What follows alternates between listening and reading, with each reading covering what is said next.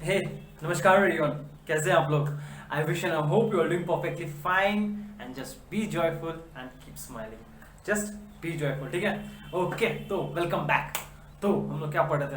हम लोग पढ़ रहे थे क्या पढ़ रहे थे? हम लोग पढ़ रहे थे रिफ्लेक्शन ऑफ लाइट, ठीक है? हम लोगों ने रिफ्लेक्शन ऑफ लाइट शुरू किया था और वहां पे हम लोगों ने सिर्फ कुछ टेक्निकल टर्म्स डिफाइन किए थे, बेसिक एलिमेंट्री। हम लोग बस समझ रहे थे कि रिफ्लेक्शन ऑफ लाइट होता क्या है, what are the different terms related to it, ठीक है? तो चलिए जल्दी से रिकैप्चुलेट कर लेते हैं। रिकैप्चुलेट कर लेते हैं, क्या बोलते हैं ना? चलिए ठीक है। स्टार्टिंग में हम लोगों ने कहां से शुरू किया? हम लोगों ने शुरू किया कि एक स्टेटमेंट दिया कि जब एक लाइट एक सरफेस पे इंसिडेंट होता है तो 3 ऑफ द फेनोमेना पॉसिबल है। एक तो ये हो सकता है कि लाइट वापस उसी मीडियम में बाउंस बैक कर जाए, या फिर कुछ ऑब्जॉर्व हो जाए, या फिर कुछ वापस उस मीडियम से होते हुए उसके दूसरे पार चला जाए, ठीक है?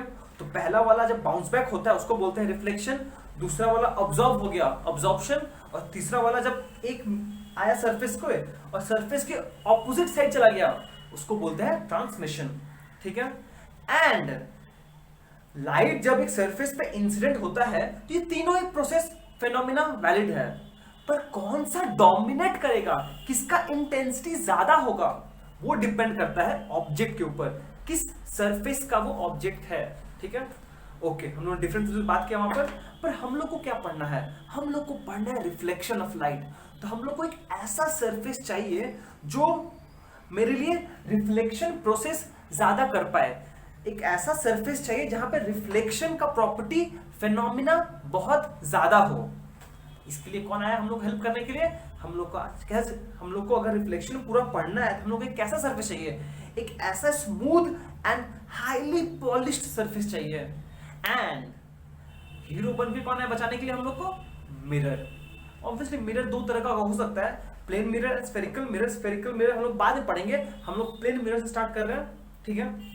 एंड फिर हम लोगों ने different types of technical terms define किया कि जब एक रे ऑफ लाइट इंसिडेंट होता है एक प्लेन मिरर पे तो क्या क्या डिफरेंट टर्म्स जो मुझे जानना जरूरी है वो हम लोगों ने सीखा। एंड देन फाइनली कि हम लोगों ने रिफ्लेक्शन को क्लासिफाई किया कि रिफ्लेक्शन दो तरीके का हो सकता है, एक हो सकता है डिफ्यूज रिफ्लेक्शन और एक हो सकता है रेगुलर रिफ्लेक्शन, ठीक है? इतना हम लोगों ने प्रीवियस एपिसोड में किया था। तो आज क्या करेंगे हम लोग? आज कंटिन्यू करेंगे reflection of light, second episode है। और यहां क्या पढ़ना है मुझे पढ़ना है formation and characteristics of image formed by a plane mirror, ठीक है? हम लोग को पढ़ना है कि एक प्लेन मिरर इमेज कैसे फॉर्म करता है, ठीक है? हाउ फॉर्मेशन कैसे होता है वो पढ़ना है। एंड ये जो इमेज बना है प्लेन मिरर का वो उस इमेज का कैरेक्टरिस्टिक्स क्या है, क्या क्या पर्टिकुलर प्रॉपर्टीज है, फीचर्स है, वो जानना है मुझे, ठीक है? सही है? ओके, अच्छा ठीक है। तो चलिए हम लोग आज का पढ़ाई शुरू करते हैं। ओके, कहां से शुरू करें हम लोग? ठीक है, नोटिस करो हम लोग को पढ़ना है formation and characteristics of image, ठीक है? तो चलिए शुरू करने से पहले ना हम लोग समझ लेते हैं कि इमेज क्या होता है, इमेज क्या पॉसिबल है, इमेज ऑफ एन ऑब्जेक्ट। अच्छा, image is formed by formed when at least two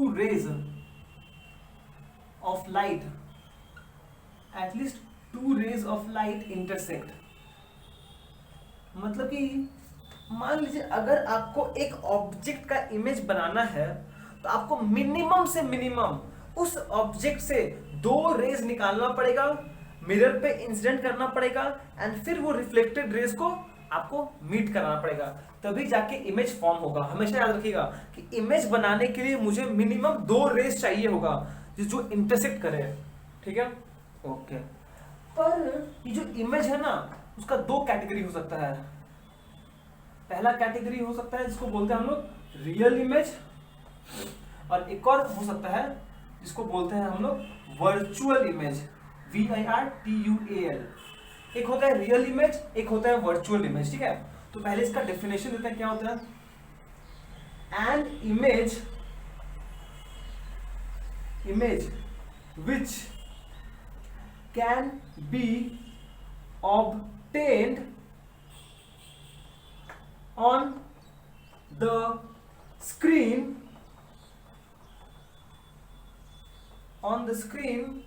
and is formed by the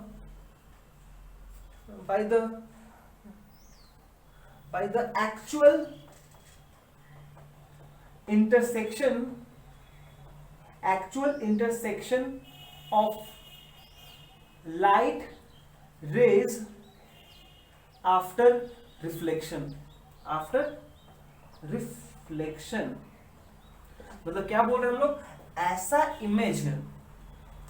image जिसको हम लोग स्क्रीन पे ऑब्टेन कर सकते, जो हमको स्क्रीन पे मिलता है, उसको बोलते हैं रियल इमेज। एंड जो इमेज फॉर्म हुआ है ना, is formed by actual intersection of light rays. मतलब जो लाइट रेज आ रहा है, कोई भी जो रिफ्लेक्टेड रेज है ना, वो मीट करेगा, एक्चुअल में मीट करेगा। समझेंगे लोग क्या बोलते हैं इसका। पर यहाँ पे हम लोग वर्चुअल इमेज का एक बार डेफिनेशन दे देते हैं। क्या होता है? An image which can not be obtained on the screen, ठीक है, and is not formed by the actual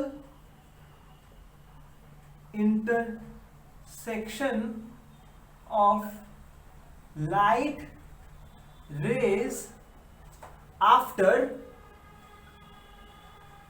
reflection. ठीक है, मतलब क्या बोल रहे हैं हम लोग, ऐसा इमेज जिसको हम लोग स्क्रीन पे ऑब्टेन कर सकते हैं, या फिर जो रिफ्लेक्टेड रेज है उसका एक्चुअल इंटरसेक्शन से मीट किया है। मतलब कि आफ्टर लाइट रेज आफ्टर, ठीक है, मतलब कि यहां बोलना पड़ेगा light rays after reflection are converging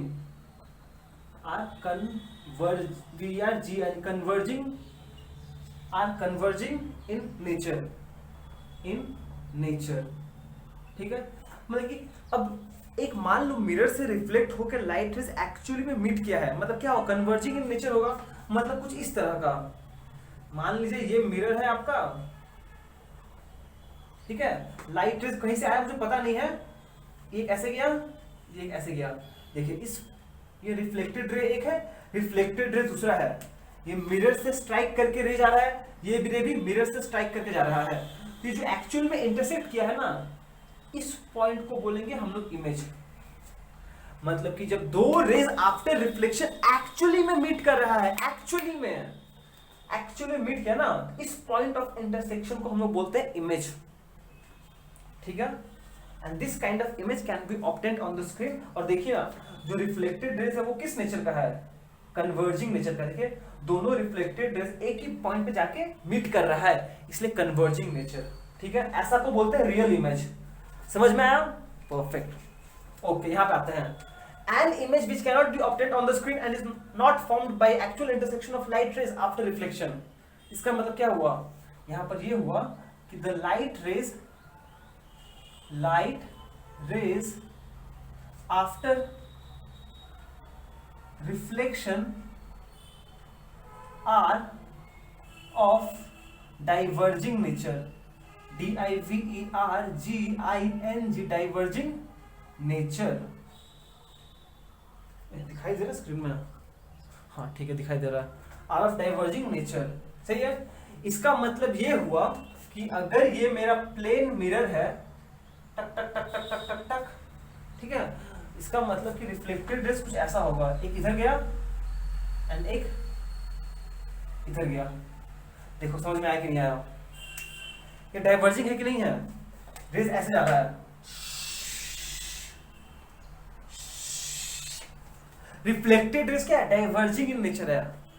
क्या ये रिफ्लेक्टेड रेज कभी रियलिटी में मीट करेगा? क्या ये कभी भी मीट कर पाएगा? अगर हम इसको ऐसे देखें तो क्या ये कभी भी मीट करेगा? नहीं। डाइवर्जिंग रेज कभी भी मीट नहीं कर सकता, कभी भी मीट नहीं करेगा, ठीक है। पर हम लोग क्या बोल रहे हैं, image is form when two light rays intersect. मतलब इमेज फॉर्म करने के लिए लाइट रेज को तो इंटरसेक्ट करना ही पड़ेगा। पर हम देख रहे हैं कि ये तो डाइवर्जिंग रेज है, कभी इंटरसेक्ट नहीं करेगा, तो क्या करें हम? मीट तो कराना पड़ेगा ना। तो हम लोग क्या करते हैं, इस दोनों डाइवर्जिंग रेज को पीछे प्रोड्यूस कर देते हैं। अब नहीं दिखाई दे रहा होगा, अब नहीं दिखाई दे रहा। इस यार गड़बड़ा दिया, तो मिटाना पड़ेगा मुझे। सुनिए क्या बोल रहे हैं हम, मतलब कि ये अगर मेरा प्लेन मिरर है, ऐसा गया, ये एक इधर गया, ये एक इधर गया, क्या बोल रहे हैं कि ये डाइवर्जिंग नेचर का है। पर मुझे तो एक्चुअली मीट कराना पड़ेगा। कैसे मीट कराते हैं इसको? By producing them in backward direction.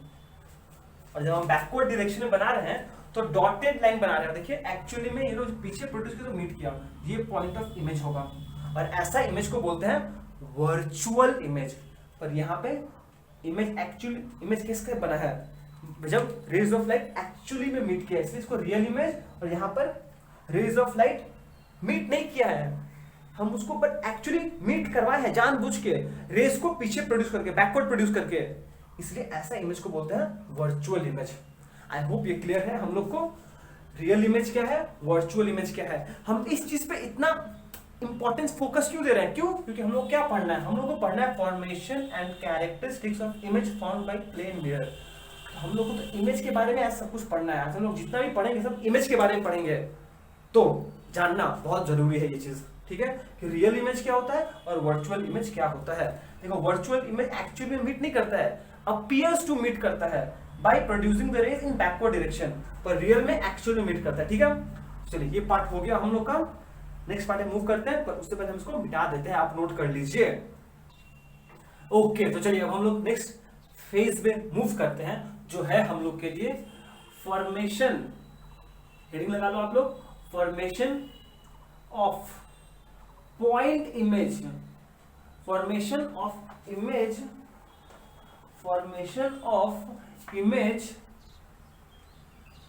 Of point object by plane mirror, by plane mirror. चलिए ठीक, हम लोग क्या पढ़ना है, हम लोग को पढ़ना है फॉर्मेशन। किसका formation? Formation of image of a point object. कैसा object? Point object by plane mirror, ठीक है। तो यहां पे आप मुझसे ये सवाल पूछ सकते हो, भैया पॉइंट ऑब्जेक्ट आप मान रहे हो, चलो मान लेते हैं, मान लिए, पर इसका काम क्या है पॉइंट ऑब्जेक्ट का? रियलिटी पर मतलब ये बोलते हैं, आप पॉइंट ऑब्जेक्ट का कंसेप्ट तो मान ले रहे हो, पर रियलिटी में जो हम लोग जिस फिजिकल वर्ल्ड में रहते हैं वहां पे तो कोई भी पॉइंट ऑब्जेक्ट होता ही नहीं है। सब लोग क्या है, एक्सटेंडेड ऑब्जेक्ट है। हम, आप, बोर्ड, कैमरा, मोबाइल फोन, सब कुछ तो एक्सटेंडेड ऑब्जेक्ट है। सब चीज का एक फाइनाइट साइज है, एक लंबाई है, चौड़ाई है, कोई भी तो पॉइंट साइज का नहीं होता है ना। तो फिर ये क्यों पढ़ा रहे हो, पगला गए हो का? जब कोई चीज रियलिटी में एग्जिस्ट ही नहीं करता है, उसके बारे में पढ़ के क्या फायदा? सही है, पॉइंट है सब क्वेश्चन में पॉइंट है। तो देखिए हम लोग को ये समझना पड़ेगा कि जैसे हम लोग ने शैडो का पढ़ाई किया था, हम लोग ने क्या पढ़ा, पहले पॉइंट सोर्स के लिए पढ़ा, ठीक है, और उसके बाद हम लोगों ने एक्सटेंडेड सोर्स के लिए पढ़ लिया। कैसे? क्योंकि हम लोगों ने अज्यूम कर लिया था कि जो एक्सटेंडेड सोर्स है वो क्या है, collection of large number of point sources है, क्लोजली स्पेस्ड, ठीक है। तो सिमिलरली हम भी तो एक एक्सटेंडेड ऑब्जेक्ट है, पर क्या हम ये नहीं बोल सकते हैं कि एवरी एक्सटेंडेड ऑब्जेक्ट, ध्यान सुनिएगा, एवरी, हम लोग तो एक्चुअली में एक्सटेंडेड ऑब्जेक्ट लिए पढ़ना चाहिए, क्योंकि रियलिटी में सब कुछ एक्सटेंडेड ऑब्जेक्ट ही है, सबका एक फाइनाइट साइज है। पर लॉजिक ये है कि अगर हम पॉइंट ऑब्जेक्ट के लिए पढ़ लें तो जो image formation for extended object होगा वो क्या होगा, और आसान हो जाएगा। क्योंकि अगर हम पॉइंट ऑब्जेक्ट का समझ लिए हैं तो एक्सटेंडेड ऑब्जेक्ट के लिए बनाना कोई बड़ा बात नहीं होगा, बस वही लॉजिक हम वहां पे इंप्लीमेंट कर देंगे 2-3 बार तो हो जाएगा। क्लियर है? इसीलिए पॉइंट ऑब्जेक्ट के लिए पढ़ना बहुत जरूरी है। सही है? ओके, तो चलिए हम लोग शुरू करते हैं पॉइंट ऑब्जेक्ट के लिए। यहाँ पे मुझे स्केल चाहिए होगा, ठीक है? ओके, तो चलिए शुरू करते हैं हम लोग। मान लेते हैं कि मेरे पास यहाँ पर एक प्लेन मिरर है, ठीक है? यह है m डैश। अब ये प्लेन मिरर है तो यहाँ पे हम इसको पॉलिश कर दे रहे हैं ताकि एक साइड पॉलिश रहेगा, एक साइड रिफ्लेक्टिंग सरफेस रहेगा। ये वाला नीचे वाला साइड पॉलिश सरफेस है और ऊपर वाला रिफ्लेक्टिंग सरफेस है। इसका मतलब लाइट ऊपर से आएगा, ऊपर जाएगा, ठीक है? ओके, चलिए मान लेते हैं ये जो मेरा पॉइंट O है ना, ये मेरा क्या है? ये पॉइंट ऑब्जेक्ट है। Let O be the point object. ये जो O है ये है पॉइंट ऑब्जेक्ट और मुझे इसका इमेज बनाना है इस प्लेन मिरर के रिस्पेक्ट में। ये m डैश क्या है? ये प्लेन मिरर है और मुझे इसका वो बनाना है, ठीक है? तो पहले प्लीज आप बड़ा ध्यान से समझो कैसे काम करेंगे हम लोग। प्लीज आप पहले सुनो, पहले से सुनो। अच्छा, मुझे अगर इमेज बनाना है तो मुझे क्या करना पड़ेगा? मुझे देखना पड़ेगा कि रिफ्लेक्टेड रेज ऑफ लाइट कहां पे मीट कर रहा है, यही तो। और रिफ्लेक्टेड रेज बनाने के लिए मुझे पहले क्या करना पड़ेगा? मुझे पहले इंसिडेंट रेज तो बनाना पड़ेगा और फिर वो इंसिडेंट रेज का कॉरेस्पॉन्डिंग रिफ्लेक्टेड रेज बनाएंगे और फिर देखेंगे भैया ये रिफ्लेक्टेड रेज कहां मीट कर रहा है। चलिए वही करते हैं हम, ठीक है? सबसे पहले हम दो रिफ्लेक्टेड रेज बना रहे हैं।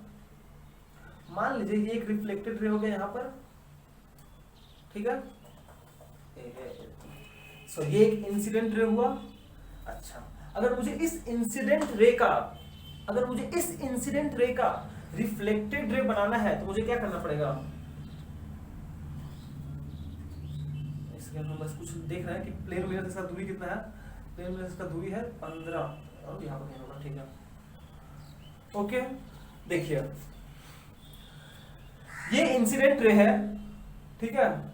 ये इंसिडेंट रे है, ये पॉइंट ऑफ इंसिडेंस है। तो सबसे पहले हम यहाँ पे नॉर्मल बनाएंगे। ये रहा मेरा नॉर्मल, ठीक है? ये हो गया मेरा N1, ये हो गया A, पॉइंट ऑफ इंसिडेंस। तो ये हो गया मेरा एंगल ऑफ इंसिडेंस I और एंगल ऑफ रिफ्लेक्शन क्या होगा? वो लाइट होगा such that angle of incident और एंगल ऑफ रिफ्लेक्शन सेम हो, ठीक है? तो मान लेते हैं यहां से कहीं जाएगा ऐसे, ये हो गया मेरा,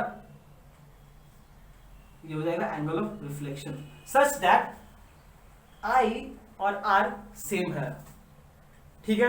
ये हो गया मेरा रिफ्लेक्टेड रेज। मान लीजिए इसको नाम दे रहे हैं हम, ये P हो गया मेरा, ठीक है? पर एक रेज से काम नहीं होगा, मुझे एक और चाहिए होगा। तो चलिए एक और बनाते हैं, ये बना दे रहा हूं, यहाँ पर बना दिया। अरे यार गिर जाएगा लगता है मेरे को। ये हो गया इंसिडेंट रे। जैसे ही हम लोगों ने इंसिडेंट रे बनाया तो मुझे रिफ्लेक्टेड रे बनाना पड़ेगा। उसके लिए इसको भी नाम देना पड़ेगा पॉइंट ऑफ इंसिडेंस को।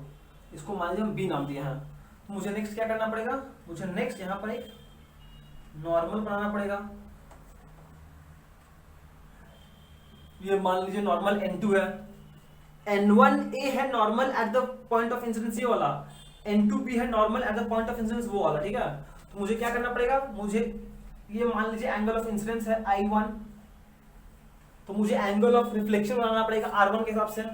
तो मान लेते हैं ये हो गया मेरा एक्चुअल, हाँ ये गया मेरा रिफ्लेक्टेड है, ऐसा गया एक, ये हो गया P, ये हो गया Q, ठीक है? और ये है मेरा angle of reflection R1 such that I is equals to R and I1 is equals to R1 from laws of reflection. ये दोनों सेम होना पड़ेगा, ठीक है? अच्छा, अब देखो हम लोग ने क्या किया एक्चुअली में। हम लोग ने एक्चुअली में एक पॉइंट ऑब्जेक्ट से लेकर दो इंसिडेंट रेज बनाए और फिर उस पॉइंट पे नॉर्मल बना के एंगल मेजर करके हम लोग ने क्या बना दिया? रिफ्लेक्टेड रेज बना दिए, ठीक है? सही है। अब नोटिस करो, क्या ये रिफ्लेक्टेड रेज कभी मीट करेगा? अगर हम यहां से ऑब्जर्व करें तो क्या ये रिफ्लेक्टेड रेज कभी मीट करेगा? देखो ना, ऐसे जा रहा है, मतलब क्या है ये रिफ्लेक्टेड रेज कभी मीट नहीं करेगा। क्यों? क्योंकि ये डाइवर्जिंग नेचर का है, ठीक है। पर इमेज बनाने के लिए मुझे तो इन दोनों रेज को मीट कराना ही पड़ेगा। अब सिंस ये फॉरवर्ड डायरेक्शन में मीट नहीं कर रहा है तो क्या ऑप्शन है मेरे पास? मेरे पास एक ही ऑप्शन है कि हम बैकवर्ड डायरेक्शन में बनाएं।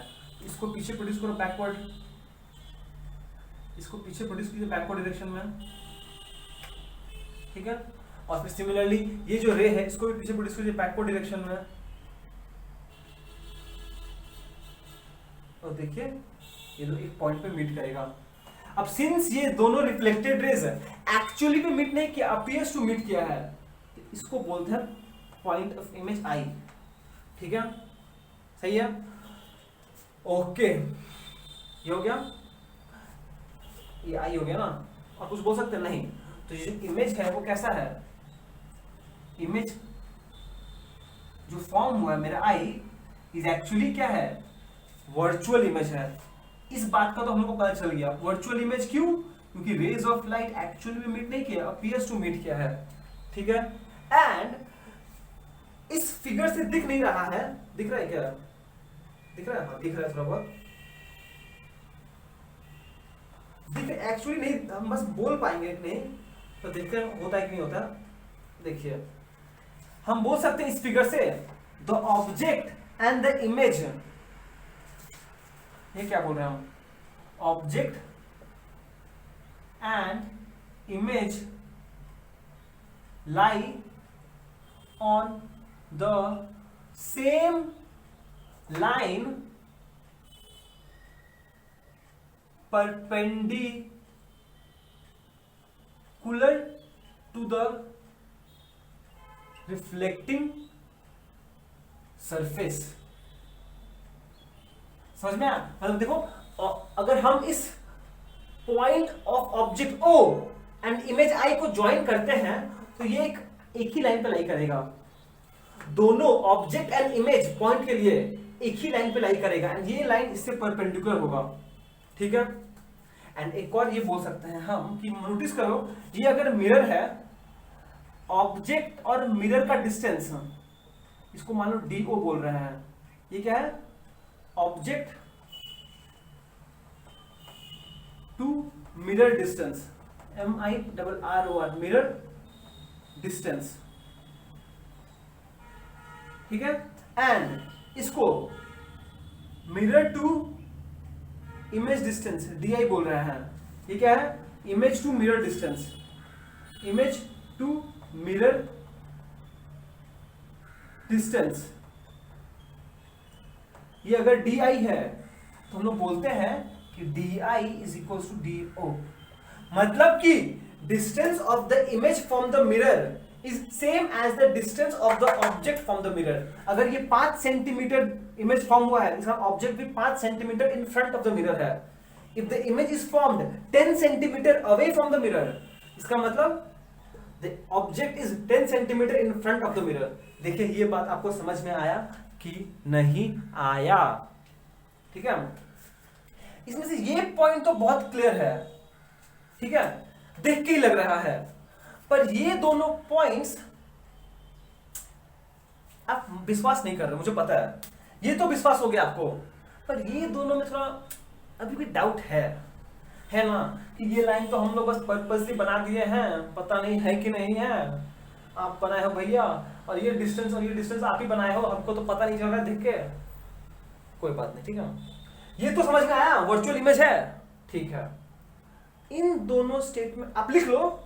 अब ये जो स्टेटमेंट है ना, एक सेकंड, इसको 1 नाम दे रहे हैं, इसको 2 नाम दे रहे हैं, इसको 3 नाम दे रहे हैं, इसको नहीं, इसको 3 नाम दे रहे हैं, ठीक है। 1 विश्वास, 2 और 3 अब हम प्रूव करेंगे, ठीक है। इसको 2 और 3 हम प्रूव करना चाहते हैं, उसके लिए मुझे मिटाना पड़ेगा और रे डायग्राम फिर से बनाना पड़ेगा। देखो ये रे डायग्राम समझ में आया कि नहीं आया? ठीक है, नहीं समझ में आया, हम फिर से बनाएंगे। ओके, इतना क्लियर है? अब मिटा रहे हैं इसको, देखो। तो यहाँ पे एटलीस्ट ये चीज तो हम लोग समझ गए हैं कि पॉइंट ऑब्जेक्ट का जो इमेज होगा वो वर्चुअल होगा, ठीक है।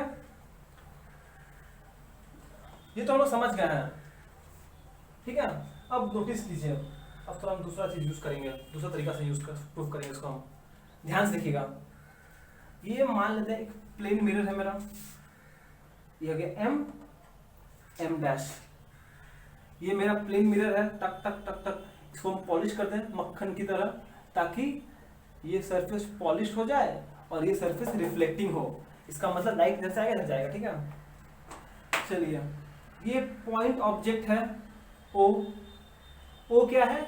ओ हम लोग क्या कर रहे हैं एक्चुअली में, हम लोग ये दोनों प्रूव करेंगे, मतलब कि हम क्या करने वाले हैं अभी, प्रूविंग ऑफ, अब हम क्या कर रहे हैं,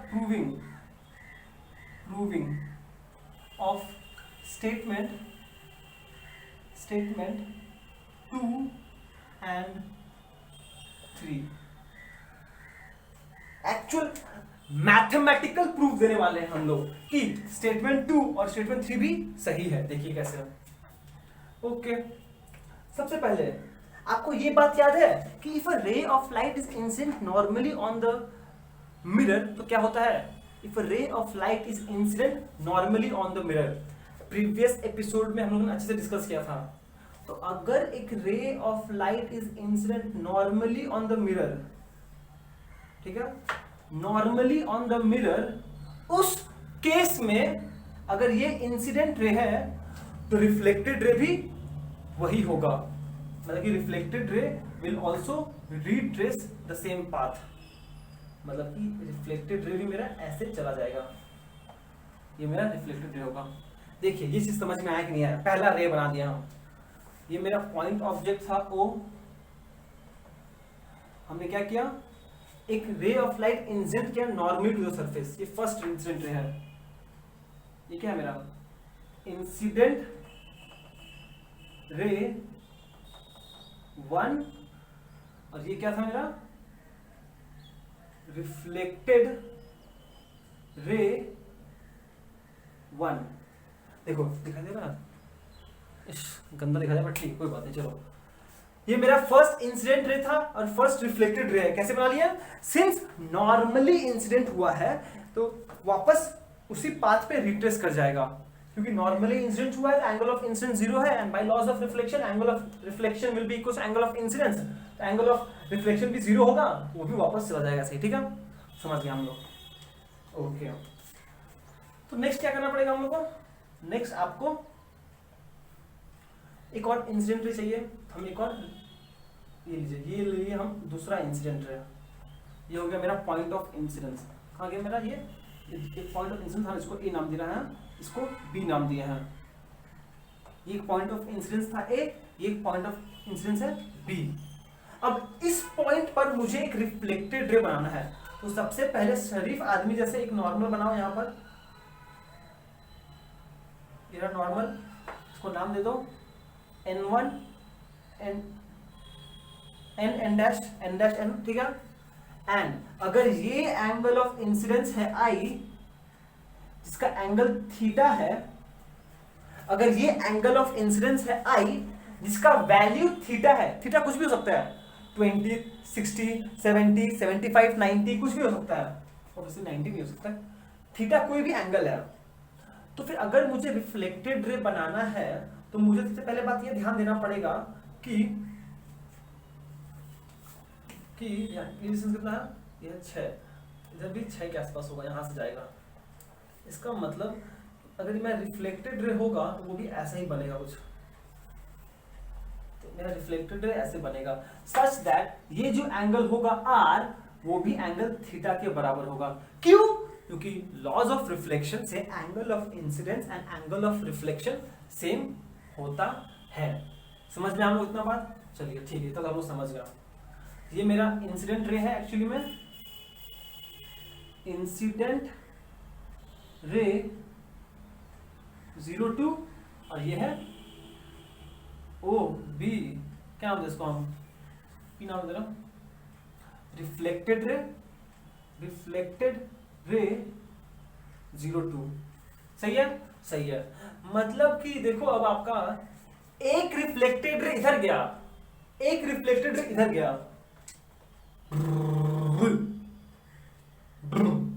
कैसा है, कन्वर्जिंग है कि डाइवर्जिंग है?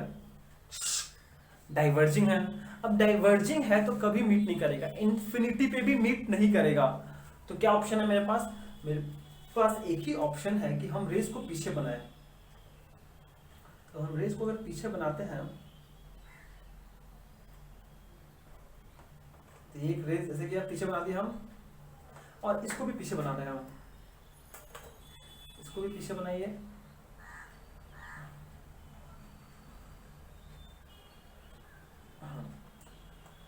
पीछे बना दिया हम।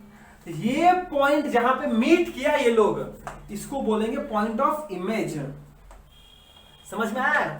दो रेस को मुझे मीट कराना था, पर हम देखे सामने अगर कराएंगे तो डाइवर्जिंग नेचर का है, कभी मीट ही नहीं करेगा। हमने पीछे प्रोड्यूस किया, जहां पे पीछे प्रोड्यूस किया, जिस पॉइंट पे मीट किया वो है मेरा पॉइंट ऑफ इमेज। देखिए ये बात क्लियर है कि नहीं है? आपको इतना समझ में आया कि नहीं आया?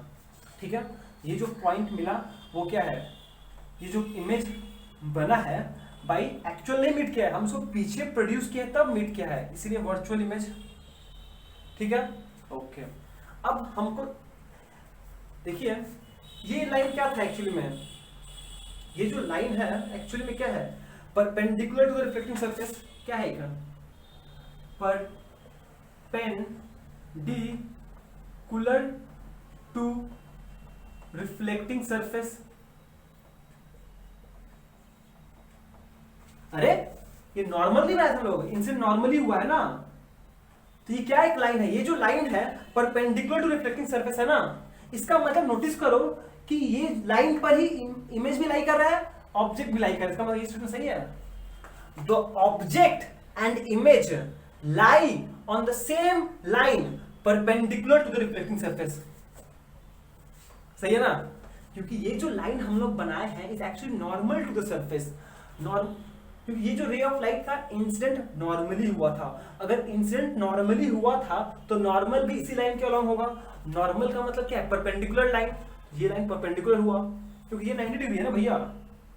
ठीक है, और देखो image and object lie on the same line. समझ में आया? समझ आया।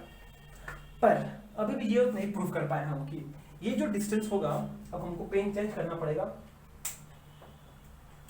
अब ये जो डिस्टेंस होगा इसको हम DO बोल रहे हैं, एंड ये जो डिस्टेंस होगा इसको हम DI बोल रहे हैं, वो ये है। ठीक है, अगर हम स्केल से मेजर करें, स्केल से अगर हम मेजर करें तो कितना आएगा?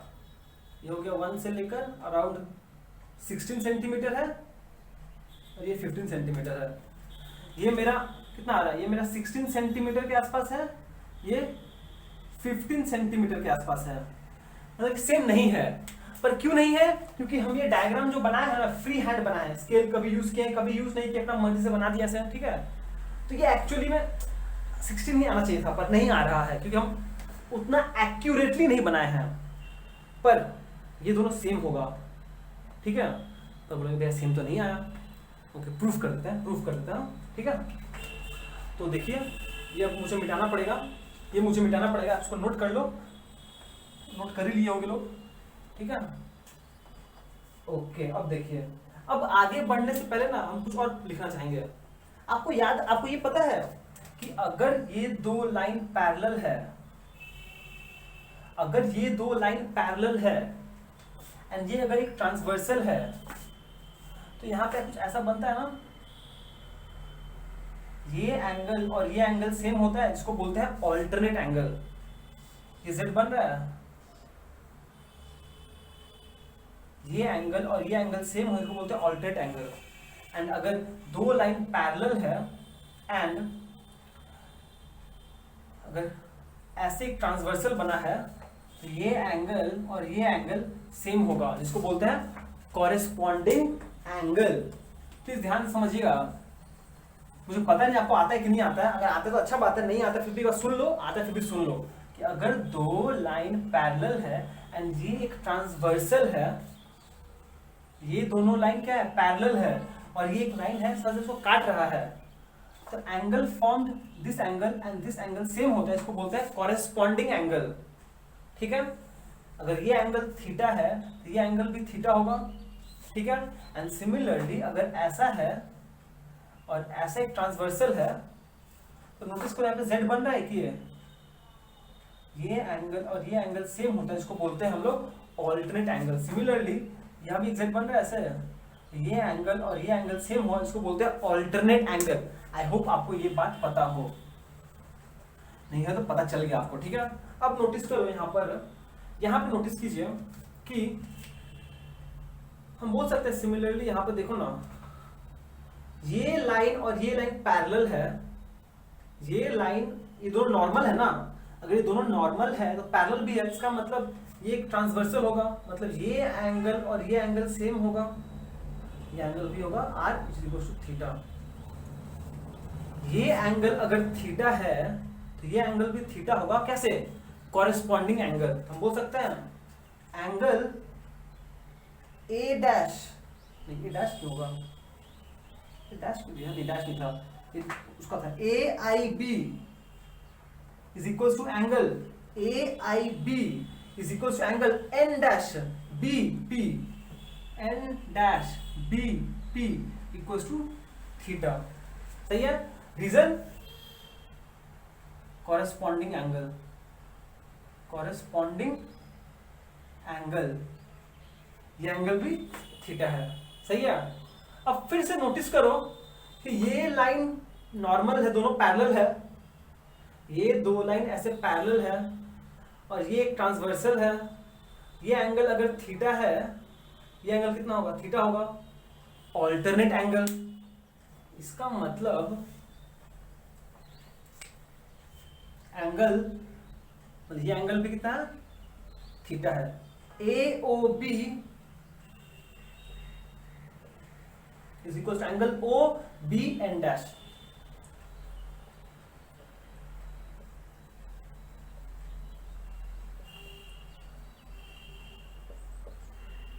ऑल्टरनेट एंगल, देखिए समझ में आया कि नहीं आया? ये एंगल और ये एंगल बराबर है, कॉरेस्पॉन्डिंग एंगल। ये एंगल और ये एंगल बराबर है, क्यों? Alternate angle. ठीक है, मिटा इसको हम, ठीक है, मतलब कि ये एंगल थीटा है, ये एंगल भी थीटा है। ओके, चलो बहुत बढ़िया, अब हो गया, बस अब बस प्रूफ हो गया आपका। अब नोटिस करो तो इसको प्रूफ करते हैं हम लोग।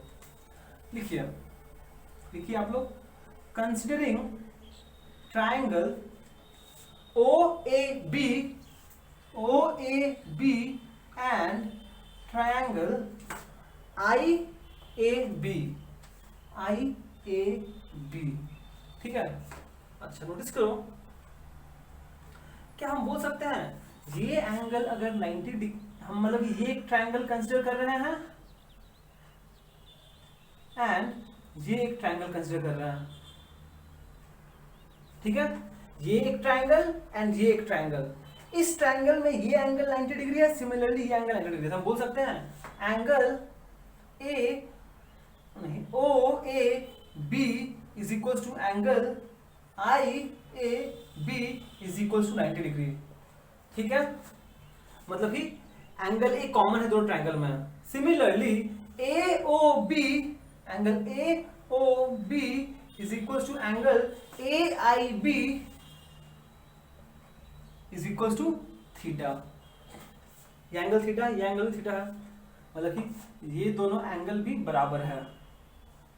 ठीक है, एंड ये ट्राइंगल में ए बी कॉमन है, ये ट्राइंगल में भी ए बी कॉमन है, and A B is common. सही है, तो क्या हम बोल नहीं सकते हैं कि triangle A O A B is congruent to triangle IAB। इसका मतलब जो ट्राइंगल, ये वाला ये ट्राइंगल कॉन्ग्रुएंट है। कॉन्ग्रुएंट कैसे हो गया? एंगल साइड से, क्राइटेरिया से। कॉन्ग्रुएंसी ऑफ ट्राइंगल मैथ में तो पढ़े हैं ना हम लोग, नहीं पढ़े तो पढ़ लेना, ये है। ठीक है, अब विच इंप्लाइज बाय CPCTC हम लोग बोल सकते हैं कि OA is equal to IB। ठीक है, corresponding parts of a congruent triangle are also congruent, मतलब OA is equal to IB। अब OA क्या है? OA है D0, विच इज IB क्या है? IB नहीं भाई, IA चाहिए। O A is equal to I B, I sorry I A है, I A is equal to D I. देखिए प्रूफ हो गया, दैट इज हो गया, that is distance of the, क्या कहते हैं, distance of object,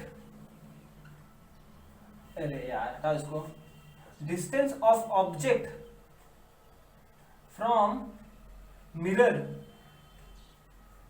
is same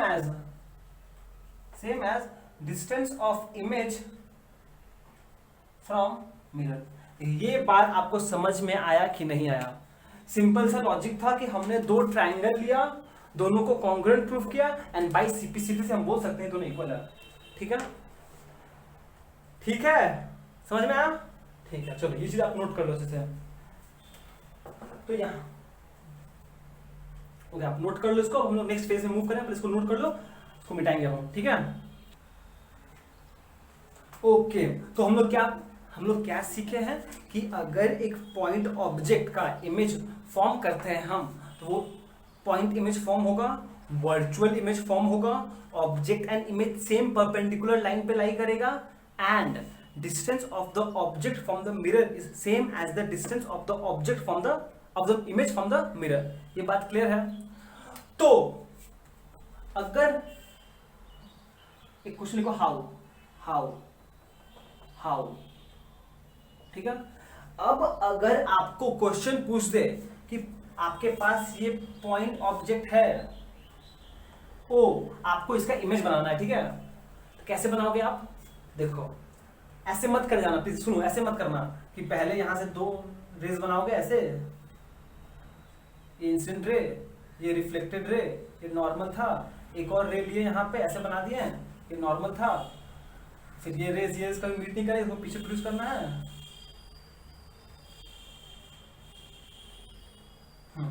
अगर आप रैंडमली ऐसे बना दोगे, देखो इमेज पॉइंट यहाँ पे लाई कर रहा है और ऑब्जेक्ट यहाँ पे लाई कर रहा है, इसका मतलब आपने, अगर आप रफ स्केच बनाओगे तो कभी नहीं बना पाओगे, गलती बनाओगे हमेशा। ठीक है, तो इस नहीं समझे क्या बोला, हम बोल रहे हैं कि अगर आपको एक पॉइंट ऑब्जेक्ट दिया गया है एंड आप एक रैंडमली रफ स्केच बना दोगे तो आपका आंसर कभी मैच नहीं कर पाओगे। ठीक है, तो ऑप्शन क्या है? ऑप्शन है थोड़ा बहुत चीटिंग करना। हाँ चीटिंग, ओ भैया चीटिंग करना है, हाँ थोड़ा बहुत चीटिंग करना है। देखिए कैसे करोगे, आपके पास ये एक प्लेन मिरर है, ठीक है, और आपको ये पॉइंट ऑब्जेक्ट दिया हुआ है यहाँ पर ओ, ठीक है। देखो आपको ये बात तो पता है ना कि जो इमेज होगा मेरा वो इसी लाइन पे लाई करेगा, अगर हम यहाँ से परपेंडिकुलर बनाए उसी लाइन पे लाई करेगा ना, तो सिंपली क्या करोगे, आप मेजर कर लो कि इस ऑब्जेक्ट का डिस्टेंस कितना है, अराउंड कितना है, मान लो 12 पे रखे हैं हम, तो अराउंड 12 सेंटीमीटर है, 12 है, मतलब इमेज भी इसी लाइन पे लाई करेगा अराउंड 12 सेंटीमीटर के आसपास, मतलब यहां पे इमेज फॉर्म हुआ कहीं पर, खत्म।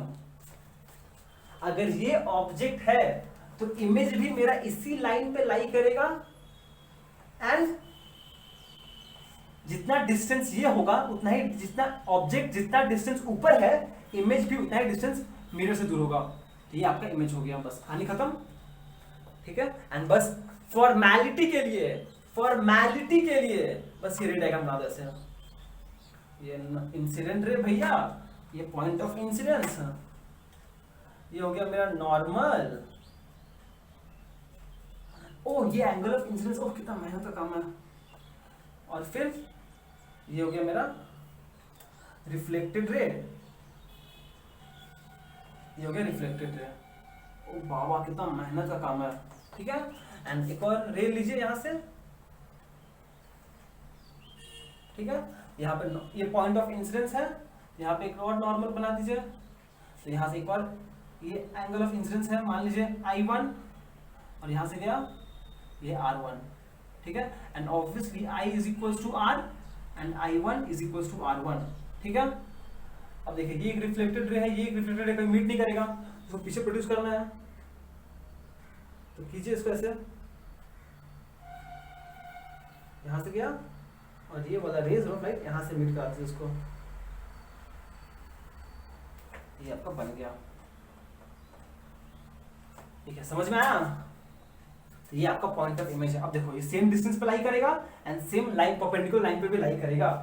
समझ में आया आपको ये बात? ठीक है, एक और बना के दिखाते हैं आपको हम, एक और अच्छे से बना के दिखाते हैं तो आपको और अच्छे से क्लियर हो जाएगा। देखो ये मान लेते एक प्लेन मिरर है, ठीक है, और ये मेरा पॉलिश्ड सरफेस है, ठीक है, और ये मेरा पॉइंट ऑब्जेक्ट O है, ठीक है, और आपको उसका इमेज बनाना है, ठीक है। तो इमेज कैसे बनाओगे? देखो आपको ये बात तो पता है ना कि जो इमेज होगा ना वो इसी पॉइंट पे लाई करेगा, इसी जो ये ऑब्जेक्ट अगर यहाँ पर है तो इमेज भी इसी परपेंडिकुलर लाइन पे लाई करेगा, such that distance of the ये कितना है, अराउंड 13 सेंटीमीटर है, मतलब 26 होगा, यहाँ पे कहीं लाई करेगा अप्रोक्सीमेटली। तो आपका इमेज भी यहीं पे लाई करेगा, वहीं पर। ये हो गया आपका इमेज। समझ में आया क्या बोले हम?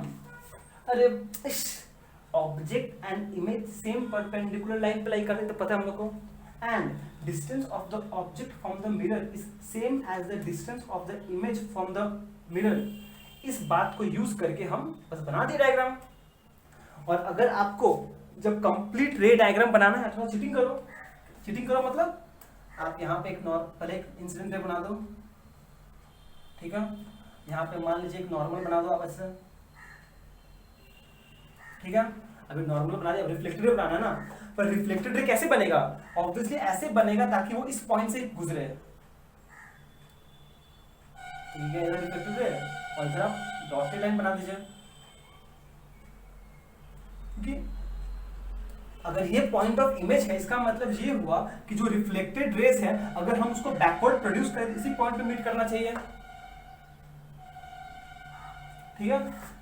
एंड सिमिलरली फिर से एक और बनाना है आपको, क्योंकि 2 रेज तो मिनिमम चाहिए आपको। ये क्या दूसरा रेज, ये एक दूसरा इंसिडेंट रे है, फिर से आप इस पर नॉर्मल बनाइए, ठीक है।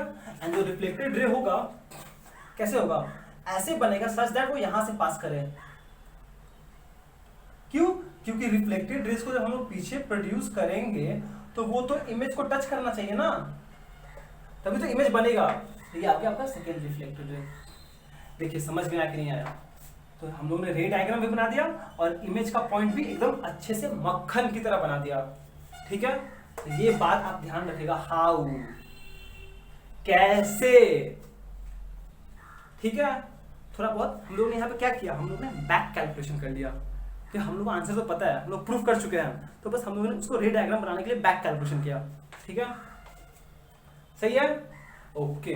तो यहाँ पे हम लोग पॉइंट ऑब्जेक्ट के लिए समझ गए कि पॉइंट ऑब्जेक्ट का क्या होता है कि जो इमेज फॉर्म होगा वो वर्चुअल होगा, वर्चुअल होने के साथ ही साथ object and image same point पे लाई करेगा, same object and image same line पे लाई करेगा, and distance of the object from the mirror is same as the distance of the image from the mirror, ठीक है, okay.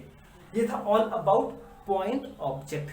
अब हम लोग move करते हैं formation of image of an extended object. Extended object by a plane mirror, मतलब कि अब हम लोग जो पढ़ने वाले हैं वो पढ़ेंगे हम लोग प्लेन मिरर का केस ही पढ़ेंगे, पर एक्सटेंडेड ऑब्जेक्ट है, ठीक है। चलिए शुरू करते हैं हम लोग। नोटिस कीजिए कि ये मेरा एक प्लेन मिरर है, हमने ये बना दिया ऐसे,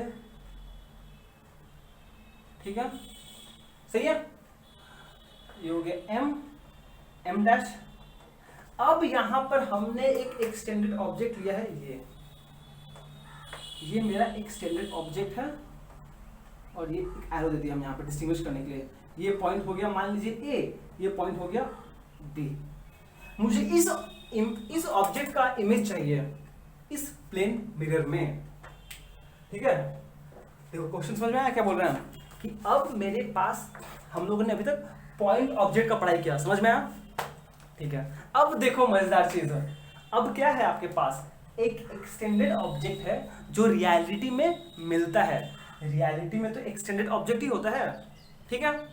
चलो बहुत बढ़िया। अब मुझे इसका इमेज बनाना है। ठीक है, कैसे बनाएंगे?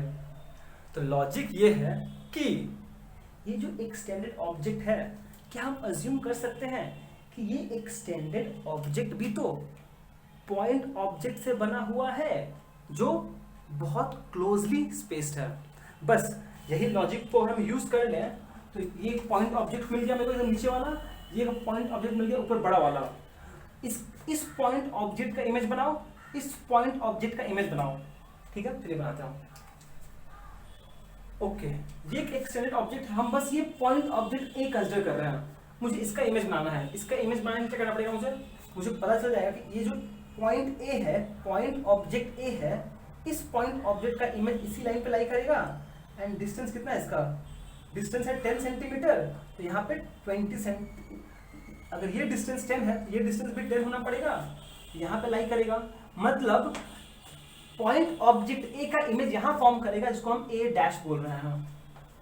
ठीक है, एंड सिमिलरली ये जो पॉइंट ऑब्जेक्ट बी है, इस पॉइंट ऑब्जेक्ट का इमेज कहां लाई करेगा? इसी स्ट्रेट लाइन पे लाई करेगा, सच दैट अगर ये डिस्टेंस 15 है तो 30 के आसपास लाई करेगा, तो यहां पर कहीं लाई करेगा।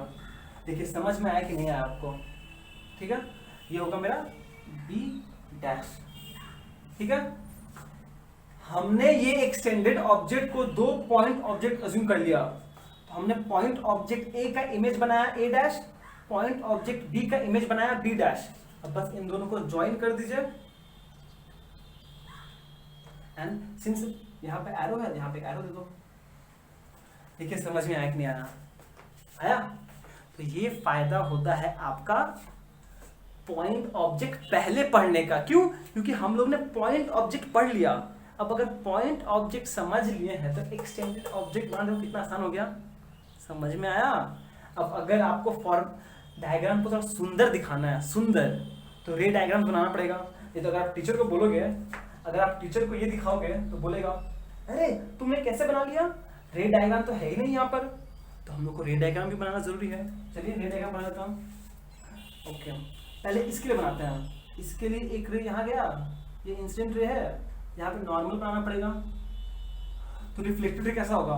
रिफ्लेक्टेड रे मेरा इस पॉइंट से गुजरेगा, तो आप इस पॉइंट को ध्यान में रख के यहाँ से एक रे बना दो इधर, और इसको पीछे प्रोड्यूस कर दो। क्योंकि जो रिफ्लेक्टेड रेज है वो एक्चुअली मीट करेगा कहाँ पर? जहाँ पे इमेज होगा वहीं पर मीट करेगा। ये गया। और आपको एक और चाहिए तो एक और ले लीजिए, ये लीजिए एक और। तो अगर यहाँ पे भी नॉर्मल बना देगा, इससे ये नॉर्मल बन गया, तो रिफ्लेक्टेड रे कहाँ से होगा? यहीं से पास करेगा। तो ये गया मेरा रिफ्लेक्टेड रे, ऐसे यहाँ से जाएगा ऐसे, और इसको पीछे बना दो। क्यों? क्योंकि रिफ्लेक्टेड रेज तो पीछे प्रोड्यूस करेगा तभी तो इमेज बनेगा। ये एक इमेज बन गया इसका। ठीक है, एंड सिमिलरली जैसे हम लोगों ने ए के लिए बनाया, इसके लिए बनाते हैं। यहाँ पे एक रे लीजिए ऐसे, ये इंसिडेंट रे है, यहाँ पे एक नॉर्मल बना दो ऐसे, और ये गया मेरा रिफ्लेक्टेड रे बनाना है ताकि यहाँ से पास करेगा, यहाँ से ऐसे पास करेगा, और इसको पीछे बना दे ताकि आप दिखा सको कि रिफ्लेक्टेड रेज पीछे प्रोड्यूस करके मुझे वर्चुअल इमेज दे रहा है। ठीक है, एंड सिमिलरली एक और बनाना पड़ेगा ना, एक और बनाने के उधर जगह है नहीं, हम यहाँ ले ले रहे हैं। ठीक है, यहाँ भी एक नॉर्मल बना दो ऐसे, ये नॉर्मल। अब रिफ्लेक्टेड रे बनाने के लिए इस पॉइंट से पास करा दीजिए ऐसे, और ये बन गया आपका। देखिए समझ में आया कि नहीं आया? बन गया। और देखो रे डायग्राम बन गया, फिर मेरा इमेज भी सुंदर से बनाया। तो ये फायदा है थोड़ा बहुत बैक कैलकुलेशन करने का। ठीक है, ऐसे करेंगे लोग। एक्सटेंडेड ऑब्जेक्ट, एक्सटेंडेड इमेज बन गया, सेम लाइन का सेम लाइन का। ठीक है, अब एक बहुत इंपॉर्टेंट पॉइंट है, ये नोटिस कीजिए कि इस केस में the object is point, arrow points towards the, इन राइट और left, towards the left. Arrow points towards the left।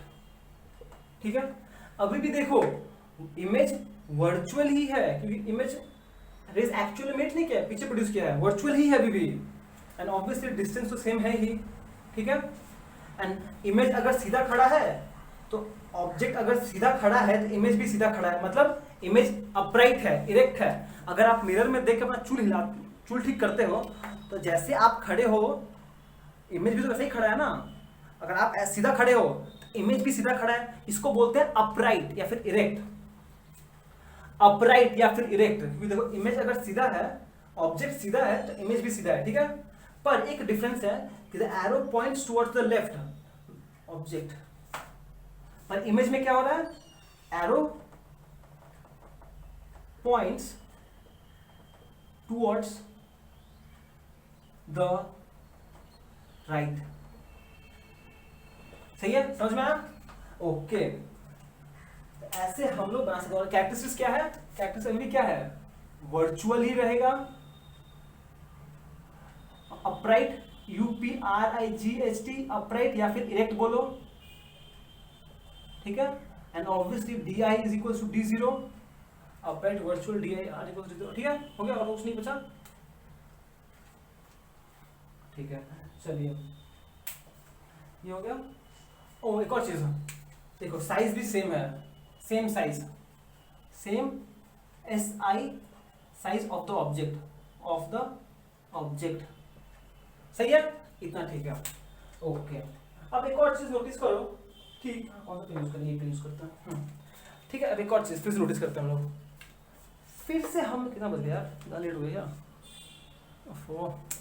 Time कैसे बीत जाता है समझ में नहीं आता। देखो फिर से हम लोग कंसेप्ट समझते हैं हम लोग, फिर से हम लोग एक और डायग्राम बनाते हैं प्लेन मिरर का, इतना जल्दी करेंगे। ये प्लेन मिरर है, ठीक है। ये अगर प्लेन मिरर है, इसको हम इसको M डैश नाम दिया, ठीक है। अब यहां पर हम ऑब्जेक्ट को ना ऐसे रखेंगे, मेरा एक्सटेंडेड ऑब्जेक्ट है पर इस तरफ पॉइंट करेगा, ठीक है। ये हो गया मेरा A, ये हो गया B, ये पॉइंट A है, ये पॉइंट B है। अब मुझे इस पॉइंट का इस एक्सटेंडेड ऑब्जेक्ट के लिए इमेज बनाना है, ठीक है। तो हम लोग क्या अज्यूम करेंगे, अच्छा ये एक एक्सटेंडेड ऑब्जेक्ट है, कोई नहीं, हम इसको अज्यूम कर सकते हैं point objects very closely spaced. एक पॉइंट ऑब्जेक्ट इस एक्सट्रीम एंड में, एक पॉइंट ऑब्जेक्ट इस एक्सट्रीम एंड में लो और उसका इमेज बना दो। चलो बना दो। ऑब्वियसली मुझे पता है कि ये पॉइंट ऑब्जेक्ट एक परपेंडिकुलर लाइन पे लाई करेगा, तो करा दे रहा, और डिस्टेंस ऑफ द इमेज मान लीजिए 14 है, इसे भी 14 ही होगा, ये होगा 18, ठीक है। ये हो गया ऐसे, क्योंकि ये डिस्टेंस फ्रॉम द मिरर और ये distance of object from the mirror and distance of image from the same होगा। ये हो गया मेरा A डैश, इसको हम नाम दे रहे हैं A डैश, ठीक है। एंड सिमिलरली इसके लिए बना दे रहा, ये डिस्टेंस कितना पर है, ये डिस्टेंस है अराउंड 8 के ऊपर, ये 16 के आसपास होगा। तो ये हो गया यहाँ पर, ये हो गया B डैश, ठीक है। अब ये A to B है, इसको भी A to B ज्वाइन कर दीजिए। A to B ज्वाइन करने के लिए हम ऐसे इसको ज्वाइन कर दिए हैं, और सिंस B की तरफ एरो है तो B की तरफ एरो होगा, ठीक है। देखो समझ में आई नहीं आया। अब अगर आपको सुंदर से डायग्राम बनाना है तो फिर से वही कहानी दोहरा दो, यहाँ से इधर लो, इधर गया, ऐसे बनेगा। हम रफ बनाए, आप अच्छे से बनाना।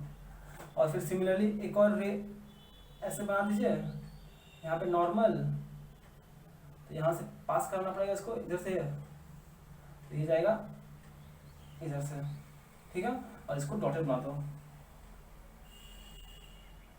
ये डॉटेड होना चाहिए, ठीक है। एंड सिमिलरली अगर इसके लिए बनाना है फिर से वही कर दो, एक रे ऑफ लाइट इधर, ठीक है, नॉर्मल, तो ये पहला रिफ्लेक्टेड रे, एक और बना दो ऐसे, ये नॉर्मल, ये रिफ्लेक्टेड रे ऐसे होगा, और ये वापस ऐसे हो जाएगा, हो गया, इमेज बन गया, ठीक है। पर इंपॉर्टेंट पॉइंट ये है, ये नोटिस करो, इस केस में ऑब्जेक्ट क्या है, object is pointing towards the arrow points towards the left, right, towards the right। Image में क्या हो रहा है, the arrow points towards the left, arrow points towards the left, ठीक है। तो ये एक इंपॉर्टेंट पिक्यूलियर फीचर देखा गया है कि अगर हम मतलब कि ऐसा, अगर आप नोटिस करो, अभी आप जाओ मिरर के पास, ठीक है, और मिरर के पास अगर आप देखते हो अपने आप को, अगर आप उसको राइट हैंड से वेव करोगे ना, तो वो एज इफ आपको भी वेव करेगा, पर अपना लेफ्ट हैंड से करेगा, ठीक है। अगर अपना राइट हैंड उठाओगे तो वो भी अपना एक हाथ उठाएगा, पर वो उसका लेफ्ट हैंड होगा, ठीक है। समझ में आया? समझे क्या बोल रहे हैं? इसका मतलब क्या होता है कि अगर आप एक प्लेन मिरर में देखते हो तो आपका जो लेफ्ट साइड है ना और इमेज का जो राइट है वो इंटरचेंज हो जाता है।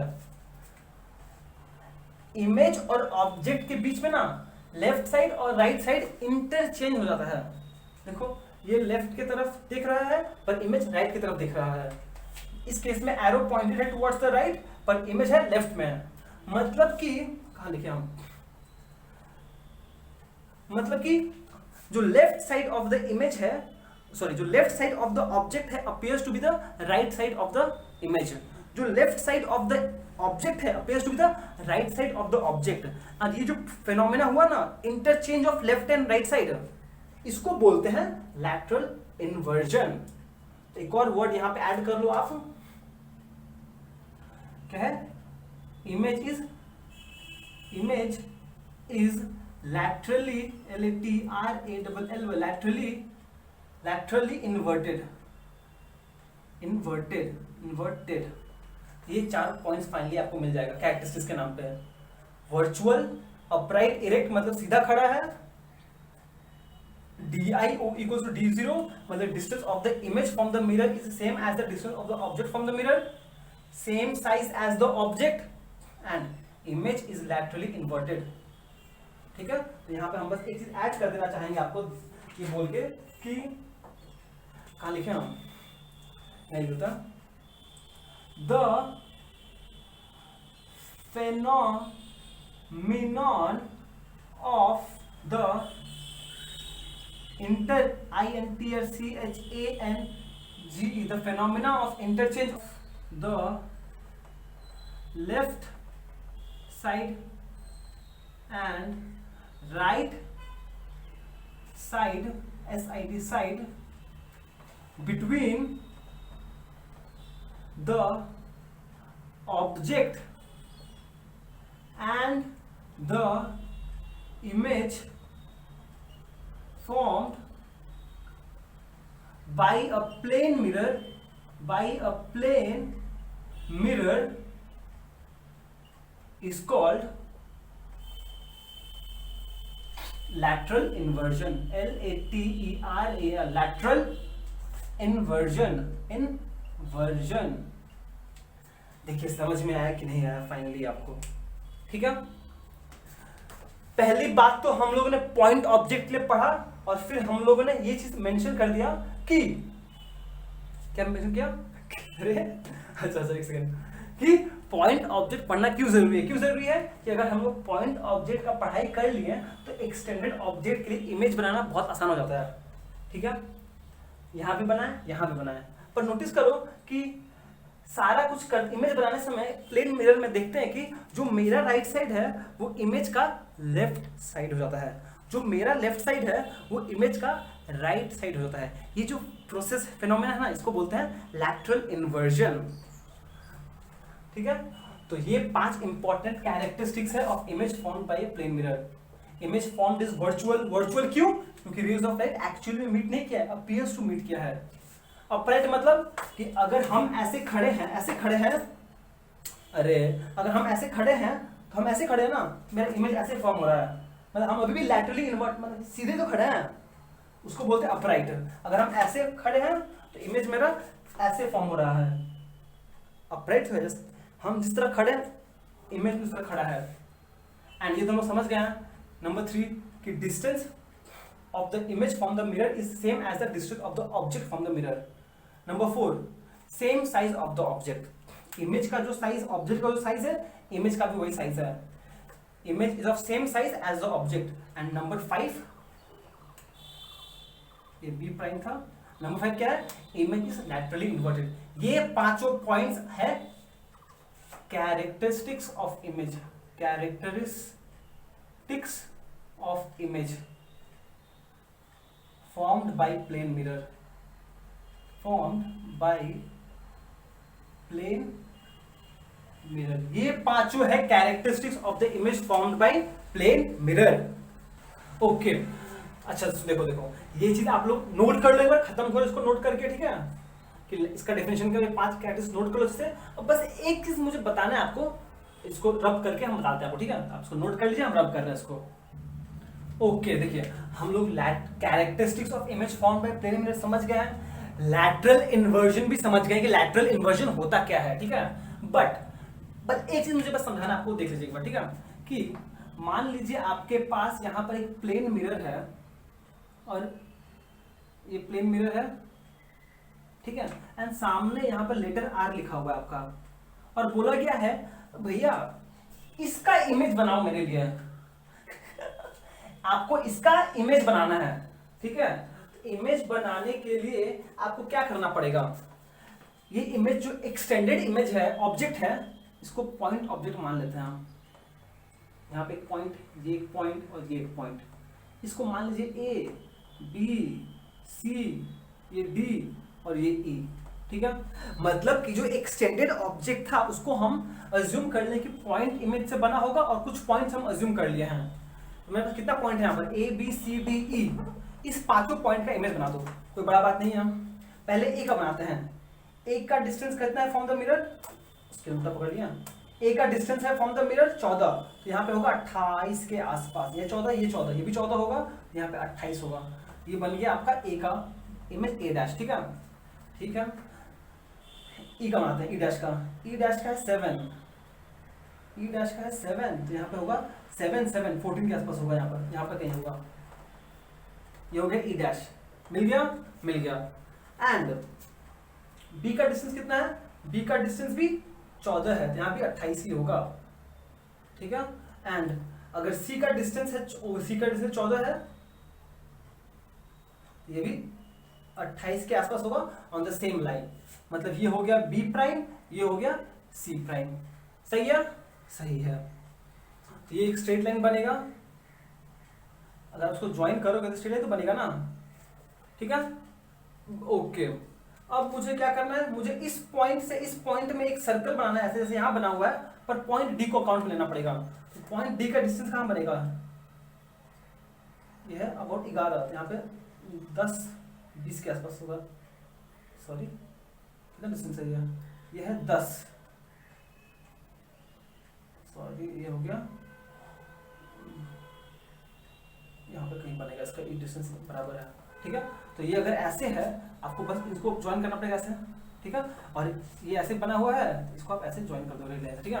देखो आपको, तो लेटर आर अगर इमेज ऑब्जेक्ट ऐसा है, इमेज ऐसा फॉर्म होगा, वही देखो फिर से, कर्व्ड तरफ साइड किधर है, कर्व्ड साइड राइट में फेस कर रहा है, RIGHT, पर यहाँ पे जो कर्व्ड साइड है किसे फेस कर रहा है, लेफ्ट साइड। यहाँ भी आप नोटिस कर रहे हो कि जो ऑब्जेक्ट का कर्व्ड सरफेस है वो राइट की तरफ है, पर इमेज का जो कर्व्ड सरफेस है वो लेफ्ट की तरफ है, मतलब कि right side and left side interchange हो गया है, इसी को बोलते हैं लैटरल इन्वर्जन, ठीक है। अब एक बहुत फेमस क्वेश्चन है, एक बहुत फेमस क्वेश्चन है लैटरल इन्वर्जन के ऊपर, जो बोलता है कि व्हाई, क्वेश्चन है, प्लीज आप लिखो लिखो, why is the word ambulance,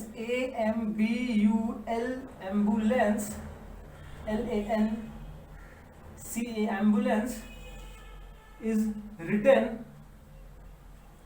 written from right to left on a vehicle, VHICLE। ये क्वेश्चन देखो क्या बोला है, बोला क्या है, why is the word ambulance is written from the right to left of the vehicle, ठीक है। इसका आंसर देते हैं हम, फिर समझाते हैं, आपको समझ में आ ही जाएगा। देखिए, the word ambulance is written, WRITT is written from left to RIGHT, right of an vehicle, VHICL vehicle, as ऐसे लिखता है, right to left, right to left, AMBULA,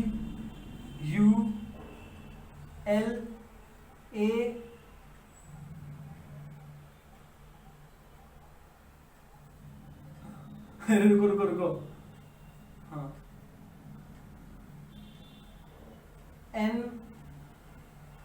NCE, हाँ ऐसे लिखते हैं, हाँ। मतलब कि अगर आप गाड़ी पर एम्बुलेंस वाला गाड़ी जो देखोगे ना, अगर आप उसको देखोगे फ्रंट से तो आपको एम्बुलेंस ऐसा लिखा रहेगा, ठीक है। क्यों ऐसा, क्योंकि the word ambulance in the word written as इतना, the reason is REAS, the reason is any other vehicle, VHICL vehicle, moving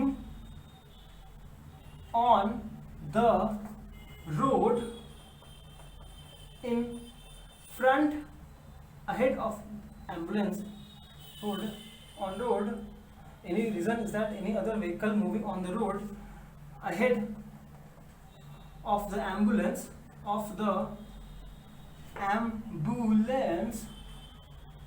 will read these words as AMBULANCE,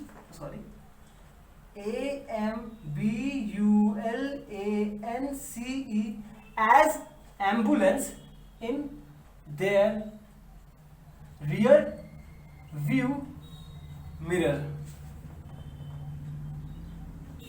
Hence, give them the passage to pass.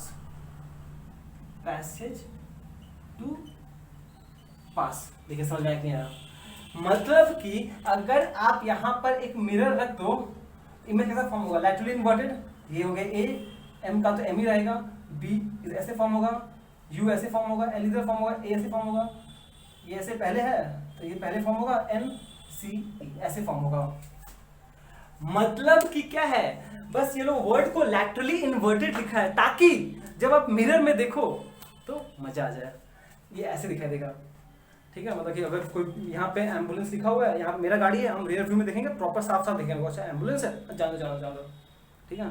इसीलिए बहुत सारा words, अगर आप ये इस चीज को अगर पूरा मिरर में डाल दो तो सारा वर्ड्स लैटरली इन्वर्टेड हो जाएगा। इसीलिए मिरर में पढ़ना था, जो सेम चीज यहाँ लिखा हुआ है अगर इसको मिरर में पढ़े तो बहुत मुश्किल होता है। क्यों मुश्किल होता है? क्योंकि सारा वर्ड्स जो है वो लैटरली इन्वर्टेड हो गया है, ठीक है, समझ में आप। ये सारी चीज हम लोग का हो गया, इससे खत्म, ठीक है। एंड और क्या, ये हो गया। अब बस एक और पॉइंट मुझे आपको बताना था, एक और पॉइंट है, बस एक पॉइंट और फिर खत्म हो जाएगा इस टॉपिक का पूरा सब कुछ एकदम डिटेल में खत्म हो जाएगा, बस एक पॉइंट बाकी है। सिंस वी नो दैट कि अगर ये एक प्लेन मिरर है and we know that the distance of the object from the mirror is same as the distance of the image from the mirror. ये मिरर है m dash, ये object है, ये जो डिस्टेंस होगा मान लीजिए x है, ये डिस्टेंस भी x होगा, ठीक है। तो इस केस में, in case one total separation, SEPARATION, separation between object and image कितना होगा? इमेज कितना होगा? 2x। बोल सकते हैं कि अगर ऑब्जेक्ट का separation from the mirror x है एंड इमेज का separation from the mirror x है, कैरेक्टरिस्टिक्स, तो टोटल सेपरेशन कितना होगा? टोटल सेपरेशन होगा 2x, ठीक है। अच्छा, अब नोटिस करो कि if the object moves moves distance d towards या फिर away from the mirror, away from the mirror, तब क्या होगा, मतलब कि अब हम ये बोल रहे हैं ऑब्जेक्ट इनिशियली यहां पे था, अब हम ब्लू पेन यूज कर रहे हैं, ब्लू पेन मान लो टुवर्ड्स द मिरर मूव किया, अब ऑब्जेक्ट यहां पर आ गया, ठीक है, कितना डिस्टेंस मूव किया, d डिस्टेंस, ठीक है ना। Now what is the distance of the mirror object from the mirror, पहला x था, d डिस्टेंस आगे चल के आ गया, कितना बचा, इतना बचा, ये कितना है एक्चुअली में, ये है d माइनस x, ये समझ में आया कि नहीं आया, पहले वो मिरर से d डिस्टेंस x डिस्टेंस पे था, अब d डिस्टेंस चल के आगे आ गया, अब डिस्टेंस कितना बचा, टोटल d था, x था, d चल गया, बचा कितना, x माइनस d, ये वो x माइनस d, ठीक है। And from the characteristics of image we know that distance of the image object will same as the distance from the mirror, ये इमेज बनेगा, तो ये डिस्टेंस कितना होगा, अब ये डिस्टेंस भी होगा d माइनस x, ठीक है, समझ में आया। तो हम बोल सकते हैं now then the total separation between object and mirror, object and image equals to कितना हो जाएगा, d minus x plus d minus x, मतलब ए क्या कर रहे हो भैया, x बड़ा है ना तो x माइनस डी, x बड़ा है ना x माइनस डी, अरे x बड़ा है ना, हो जाएगा x minus D plus x minus D, मतलब 2x minus 2d, 2x minus 2d, मतलब कि यहां से हम क्या बोल सकते हैं, यहां से हम ये बोल सकते हैं कि इफ, यहां से हम स्टेटमेंट, ये इंफॉर्मेशन दे सकते हैं कि if the object moves d distance,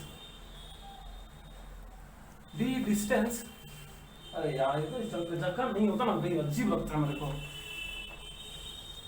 if the object moves MOVS moves d distance towards the mirror, then the separation, then क्या होगा, OI बोल रहे हैं, then OI, अरे यार mirror, then the total separation reduces by 2d, ठीक है, and वही if the object moves d distance towards नहीं, away the from the mirror, towards the mirror, away from the mirror, then the total separation INCREASES increases by 2d, ये हम बोलना चाहते हैं, बस दिखाई दे रहा है ना, हाँ दिखाई दे रहा है, एंड इस बात को आप अच्छे से नोट कर लो कि हम ये बोलना चाहते हैं कि इनिशियली अगर जो भी सेपरेशन था मुझे पता नहीं है, और इनिशियली ऑब्जेक्ट कहां पर है मुझे पता नहीं है, ठीक है, पर अगर वो d डिस्टेंस आगे बढ़ा मिरर के पास, ठीक है, तो इमेज भी d डिस्टेंस सामने आएगा मिरर के पास, ठीक है, मतलब कि अब वो टोटल सेपरेशन कितना हो गया, जितना भी था पहले से 2d कम हो गया, ठीक है, एंड वही अगर ऑब्जेक्ट जहां भी था वो सर पीछे गया d डिस्टेंस, तो इमेज भी पीछे जाएगा, तो जो टोटल सेपरेशन है वो 2d टाइम्स एक्स्ट्रा बढ़ जाएगा, ठीक है, तो वही बोल रहे हैं हम यहाँ पर कि if the object moves towards the mirror then the total separation reduces by 2d, कम हो जाता है by 2d, whereas the object moves away from the mirror, अगर वो मिरर से अवे मूव करता है उस केस में जो सेपरेशन है वो इंक्रीज हो जाएगा बाई 2D। ठीक है, चलिए फिर आज का एपिसोड हम लोग यहीं पे समाप्त करते हैं। Till then be safe, be joyful and thank you so much for watching. Have a great day ahead. Bye bye.